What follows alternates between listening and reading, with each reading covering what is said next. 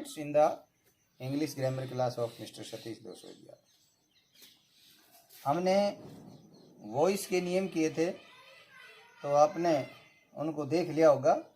अब उस पर आधारित हम असर्टिव और इंटेरोगेटिव सेंटेंसेस की वॉइस कैसे चेंज की जाती है वो करेंगे। असर्टिव एंड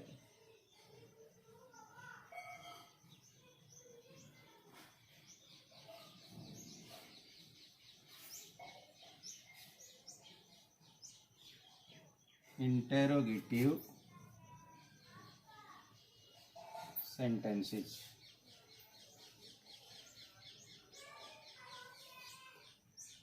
इनके एग्जाम्पल्स देखिए आप।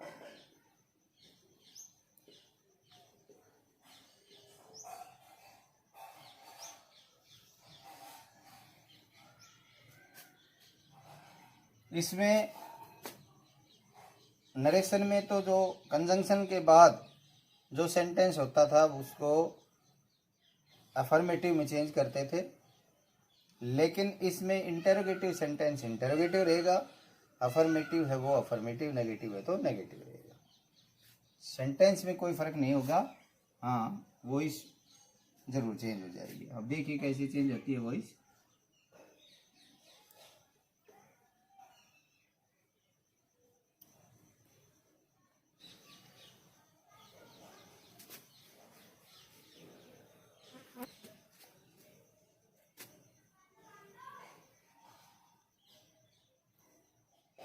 He reads novels। और यदि यूं कहें कि daily, he reads novels daily। तो यहाँ देखो सब्जेक्ट है he, reads है verb और novels है ऑब्जेक्ट। तो अकॉर्डिंग टू रूल, नियम के अनुसार हम सब्जेक्ट ऑब्जेक्ट को सब्जेक्ट बना लेंगे और सब्जेक्ट को ऑब्जेक्ट बनाएंगे। देखिए नॉवेल्स, नॉवेल्स प्लूरल है, ये present indefinite change into present continuous. Indefinite है वो कॉन्टिन्यूस में, कॉन्टिन्यूस के साथ बीइंग, परफेक्ट है वो परफेक्ट कॉन्टिन्यूस में, और परफेक्ट कॉन्टिन्यूस की कोई वॉइस नहीं होती। ये मैंने नियम बताया था। तो देखिए प्रेजेंट कॉन्टिन्यूस में इज़ लगता है, उसकी हेल्पिंग वर्ब लगेंगी, वर्ब की थर्ड फॉर्म का प्रयोग इसमें होता ही है। तो देखिए नॉवेल्स ये प्लूरल है इसलिए are, read third form, read read read होता है, बाय, अब ये ही ऑब्जेक्टिव में चला जाएगा तो इसकी ऑब्जेक्टिव फॉर्म क्या होती है, हिम। तो ही हिम में बदलता है, हिम ही में बदलता है, by him daily. Novels are read by him daily। Next देखिए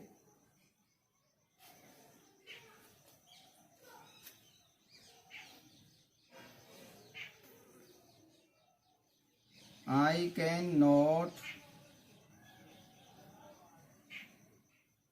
solve this sum। तो इसमें ऑब्जेक्ट है this sum, this sum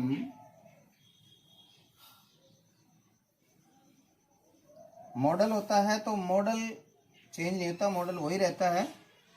can negative का नेगेटिव रहेगा, नॉट मॉडल के साथ भी लग जाता है। थर्ड फॉर्म हो गई solved by me, this sum can not be solved by me. Next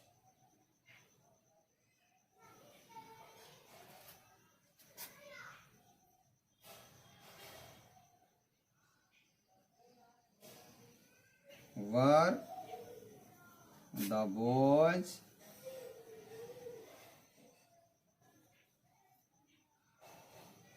making a noise।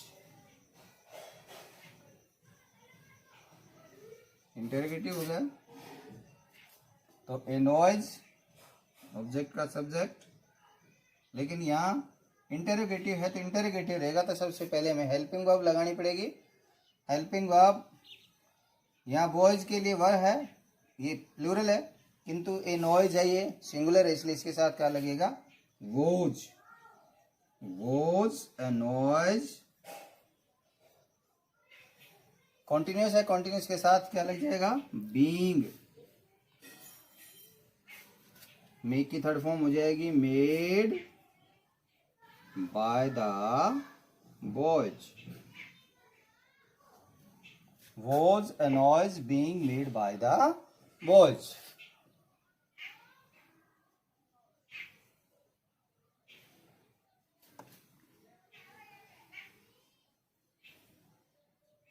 Will you help me?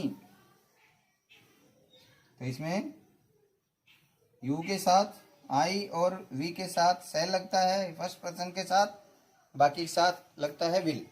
तो यहाँ यू के साथ विल होगा, किंतु जब सब्जेक्ट बनाएंगे तो आई बनेगा, मी का आई हो जाएगा, तो आई फर्स्ट पर्सन है, इसलिए इसके साथ क्या लगेगा? सेल। तो सेल आई, फिर इसमें मॉडल है तो be helped by you. Shall I be helped by you.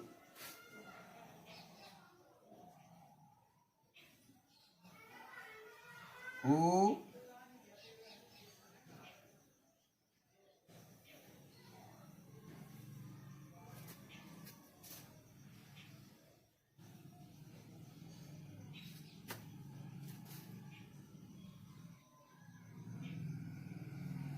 broke the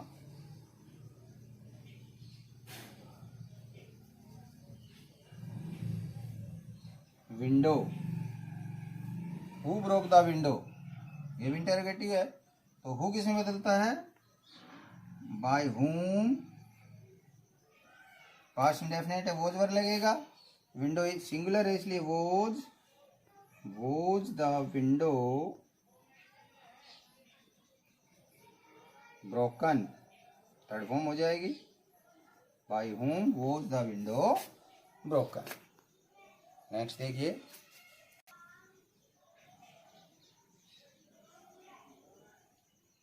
when did you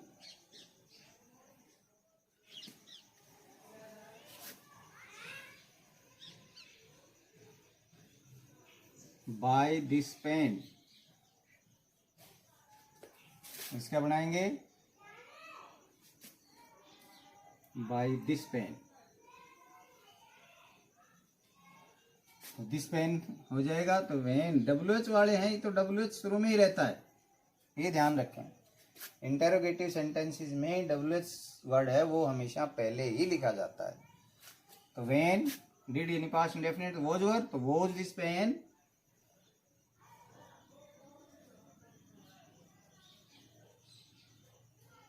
bought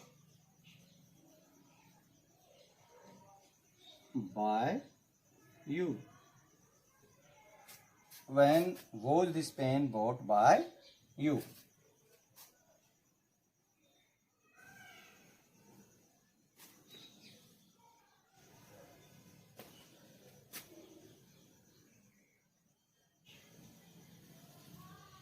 Have you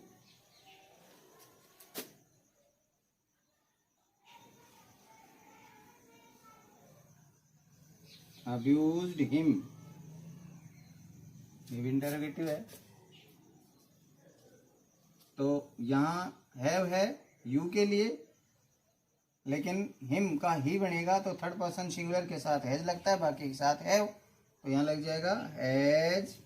ये हेल्पिंग वर्ब का ध्यान रखना है, सेल और विल, हैज और हैव, इनका ध्यान रखना है, सिंगुलर प्लूरल। तो हैज ही, ये क्या लग जाएगा? बीन, क्योंकि परफेक्ट टेंस परफेक्ट कॉन्टिन्यूअस में उसमें बीन लगता है। वोज ना हैज ही been abused by you.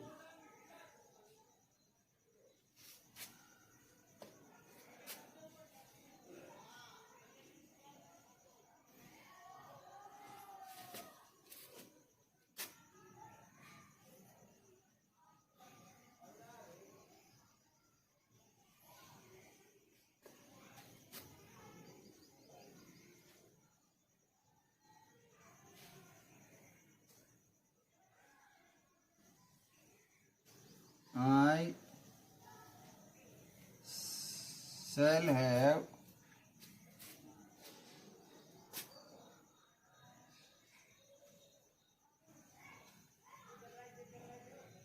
written this letter by 8 p.m. today. I shall have written this letter by 8 p.m. today. ये क्या हो जाएगा? This letter, ये पेसिव नहीं है, एक्टिव है. This letter will have, I के साथ shall था, अब यहाँ लेटर आ गया तो इसके साथ will लगेगा. Been, फ्यूचर परफेक्ट है तो परफेक्ट कॉन्टिन्यूस में चला जाएगा. Written by me, I change into, इसके ऑब्जेक्टिव फॉर्म मी होगा. By 8 p.m. today.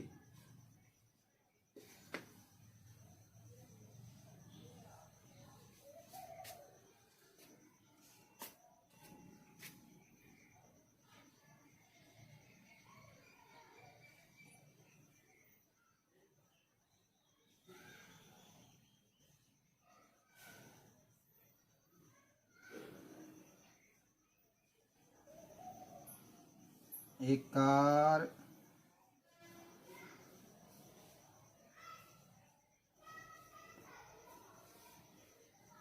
ran over a boy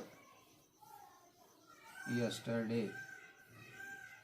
मैं एक बात बता दूं, preposition in, at, on, over, upon ये हमेशा वर्ब के साथ ही रहती हैं, इनको अलग नहीं करना है. यानी ये फ्रेजल वर्ब्स बोली जाती हैं जिसके साथ प्रीपोजिशन हो, वो वर्ब प्लस प्रीपोजिशन ये साथ में रहते हैं. क्या हो जाएगा? ए बॉय, पास्ट इंडेफिनिट है तो was run over by A car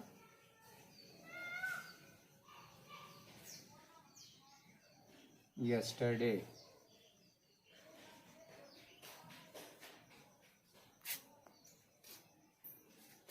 तो ये कुछ एग्जाम्पल्स थे. अभी आगे और चलेंगे, कल इन्हीं में ही डबल ऑब्जेक्ट वाले बताएंगे और साथ में बाई प्लस ऑब्जेक्ट नहीं, कहाँ नहीं लगता, उससे पहले उसका अर्थ पूरा हो जाता है, ये कल समझाएंगे. आशा है आपको समझ में आ गए होंगे. तो फिर मैं आपको कहता हूँ इसका लाभ उठाइए, सब्सक्राइब कीजिए, दूसरों को प्रेरित कीजिए, लाइक कीजिए. यदि कोई प्रॉब्लम है तो मैसेज कीजिए या कांटेक्ट कीजिए. और आशा है आपको ये समझ में आ गए होंगे. आपको एक्सरसाइज जरूर से जरूर करके देखनी है. Thank you.